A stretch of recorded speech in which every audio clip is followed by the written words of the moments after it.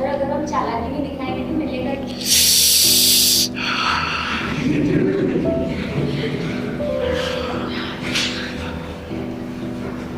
बाबा जी का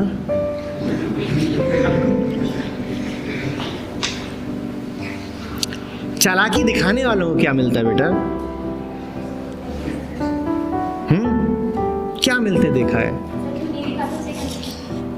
जो नहीं दिखाते ऐसे लोग तो शायद तुम्हारे संपर्क में आए ही नहीं। उसका प्रमाण है ये सवाल।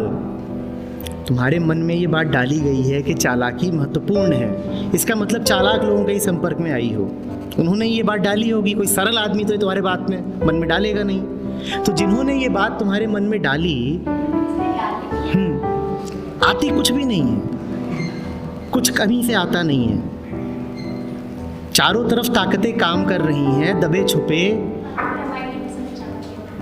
MIT छोड़ दो। मैंने क्या कहा था, किसकी ओर देखना होता है? पहला ही नियम खत्म हो गया। अपनी ओर देखो। जिनको कहते हो कि बड़े चालाक चालाक लोग हैं, उनको क्या मिलते देखा है? हाँ, इस पीछे छोड़ने का क्या अर्थ है? हम कब कहते हैं कि किसी ने किसी को पीछे छोड़ दिया? बेटर माने क्या होता है?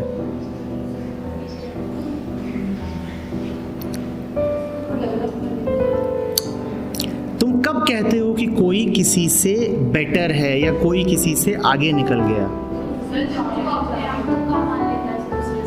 कम मान लेता है। सब मानने पर है ना बेटा, पर वो ये नहीं कह रही है, उसके मन में कुछ और भी है, उसको भी बाहर लाते हैं। तुम कब कहते हो कि कोई किसी से आगे है, ऊंचे स्थान पर है, बेहतर निकल गया? कब बोलते हो? सीधे सीधे बताओ, ठीक है ना? और वो नंबर हमेशा से चला आ रहा है। कोई भी नंबर हो सकता है। वो नंबर ये हो सकता है कि तुम्हारे रिजल्ट कार्ड पे क्या नंबर है वो, हाँ, अभी कुछ दिनों बाद वो नंबर बदल जाएगा कि तुम्हारी सैलरी स्लिप पे क्या नंबर है, कितने ज़ीरो हैं, है नंबर ही। कुछ दिनों बाद फिर बदल जाएगा कि तुम्हारे मकान में कमरों का कितना नंबर है, वही वो भी एक नंबर है, कितने स्क्वायर फुट। या कि तुम्हारी गाड़ियाँ कितनी हैं, वो क्या नंबर है, रहेगा नंबर ही। तुम्हारे मन में बात किसने डाल दी कि नंबर्स बड़े कीमती हैं? किसी ने तो डाली होगी। तुम्हें कैसे पता कि जिन्होंने नंबर्स को कीमती जाना, उन्हें कुछ मिला उन आंकड़ों से?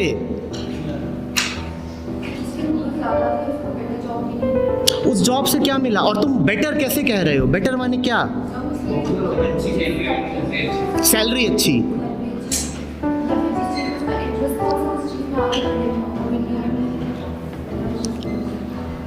क्या वाकई तुम उसको बेटर बोलते हो जो ऐसा काम कर रहा है जिससे उसे प्रेम है?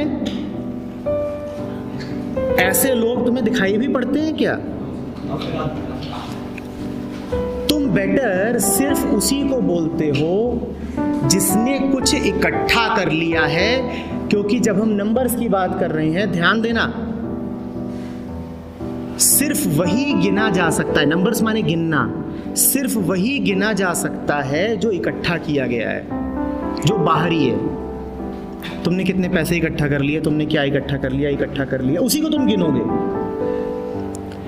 इकट्ठा तुम करना ही तब शुरू करते हो, नंबर्स के खेल में तुम पढ़ना ही तब शुरू करते हो जब पहले तुम्हारे भीतर ये भावना बैठ जाती है कि मुझे कुछ इकट्ठा करना है।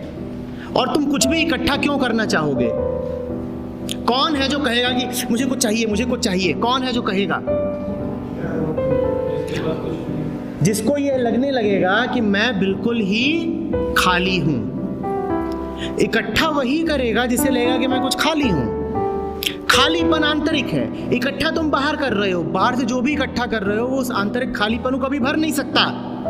तो जो कोई तुम्हें इकट्ठा करता हुआ दिख रहा है उससे दुखी कोई नहीं हो सकता, और तुम उसी राह चलना चाहते हो।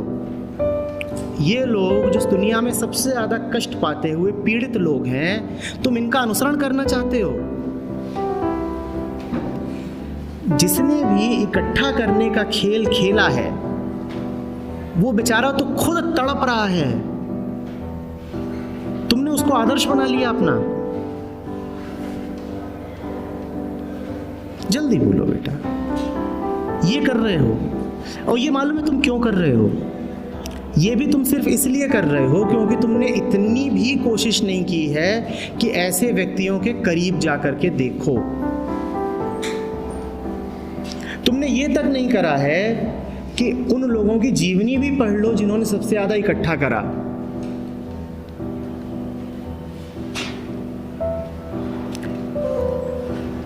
अभी अभी कुछ ही दिन पहले मैंने लोगों को एक मेल फॉरवर्ड करी थी जिसका पहला हिस्सा ये था कि अमेरिका के एक बड़े होटल में ये 15 लोग मिले, और वो जो 15 लोग थे वो अमेरिका के सबसे ज़्यादा ऊंचे लोग थे। कोई शेयर मार्केट का बादशाह है, कोई किसी व्यापार में सबसे ऊंचा है, कोई सरकार में ऊंची से ऊंची पोजीशन पे बैठा हुआ है। वो मेल इस सवाल के साथ खत्म होती थी, पहला भाग उसका, कि अब बताओ कि 10 साल बाद इन लोगों का क्या हुआ होगा। मेल का फिर दूसरा हिस्सा आता है जो बताता है कि 10 साल बाद उसमें से किसी ने आत्महत्या कर ली थी, कोई पागल हो गया था, कोई जेल पहुंच गया था, किसी ने कत्ल कर दिया था।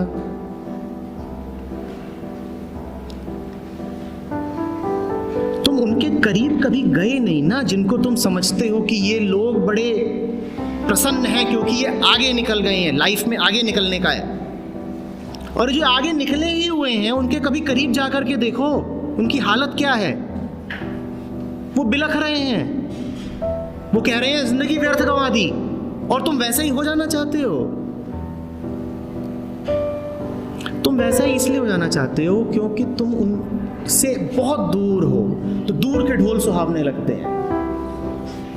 तुम दूर दूर से देख रहे हो और कल्पे जा रहे हो कि काश हमें भी वो सब मिल जाए। जिन्हें मिला है वो छोड़ने को तैयार बैठे हैं, वो कह रहे हैं हटाओ ये सब।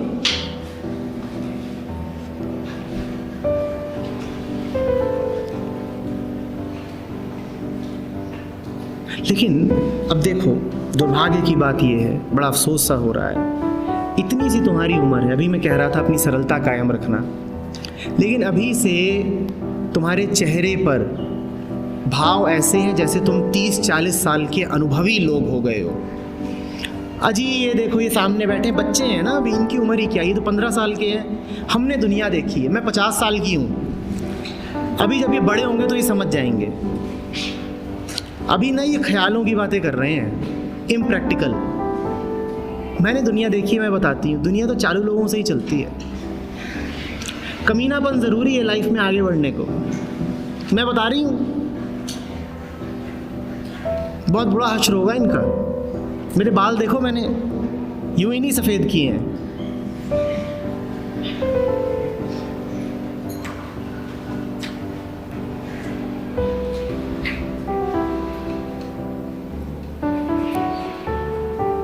फर्स्ट ईयर से 4th ईयर तक की यात्रा कमीनेपन की यात्रा मत बना लेना।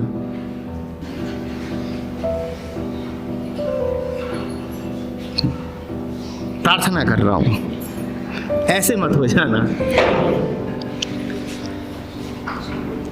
मुझे भी 2-4 लोग चाहिए होते हैं जिनकी शक्ल देख करके थोड़ा ढांढस बंधा रहे कि मानवता अभी जिंदा है।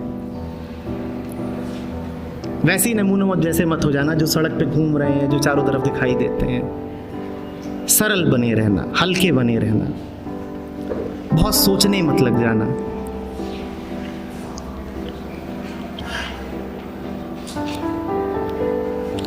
बड़ी बड़ी बातें मत करो बेटा। तुम जितनी सारे ग्रंथ मैंने दुनिया के पढ़ लिए, तुम करोगे क्या आत्मा परमात्मा जान के?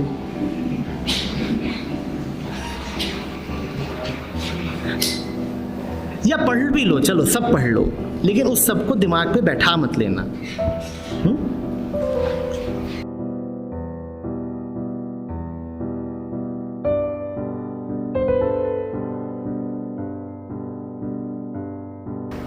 बहुत सीधा सा गणित है। बैठो, क्या नाम है? बैठो।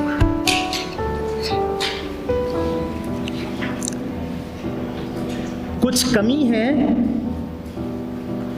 उसको पूरा करना है। पूरा करना है तो उम्मीद है कि पूरा हो जाएगा। उम्मीद है तो उम्मीद के दो परिणाम, जो चाहिए था वो मिला या फिर जो नहीं मिला उसका नाम है क्रोध। जहाँ कहीं भी तुम्हारी उम्मीद पूरी नहीं होगी, क्रोध वहीं उठेगा। जहाँ क्रोध देखना, तुरंत समझ जाना कि मैंने कोई उम्मीद पाल रखी थी, मैंने कोई उम्मीद पाल रखी थी, वो पूरी नहीं हुई, इसीलिए गुस्सा आ रहा है। अगर उम्मीद नहीं है तो क्रोध नहीं हो सकता। और उम्मीद तभी उठती है जब पहले तुमने मान रखा हो कि कुछ कमी है। तो क्रोध भी तभी आता है जब कहीं पहले कमी का एहसास होता है। जो पूरा है, मौज में मस्त है, उसे गुस्सा क्यों आएगा?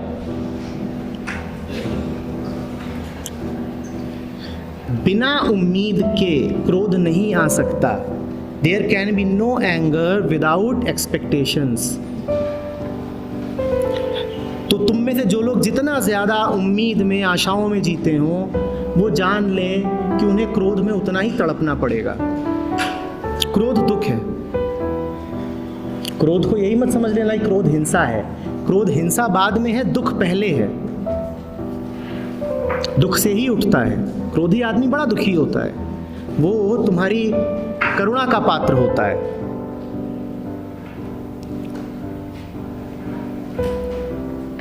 कहीं ना कहीं तुम्हारे मन में भी ये बात बैठी हुई है कि कुछ चाहिए, उम्मीद है कुछ पाने की, वो जब मिलता नहीं है तो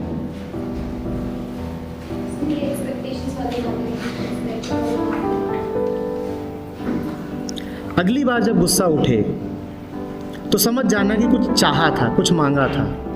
मांगने का काम भिखारी का। मैं भिखारी नहीं हूं, मैं कुछ मांग ही नहीं रही तुझसे, तो तू मेरी उम्मीद पूरी है करेगा या नहीं करेगा, ये कैसे हो सकता है? मुझे कुछ चाहिए ही नहीं। उम्मीद तो भिखारी रखते हैं, मुझे नहीं चाहिए कुछ। और नहीं चाहिए, मैं गुस्से में नहीं कह रही, अक्सर हम गुस्से में भी कहते हैं कुछ नहीं चाहिए ना, मुझे वास्तव में कुछ नहीं चाहिए। जब कुछ नहीं चाहिए तो ना रही उम्मीद और ना आएगा गुस्सा।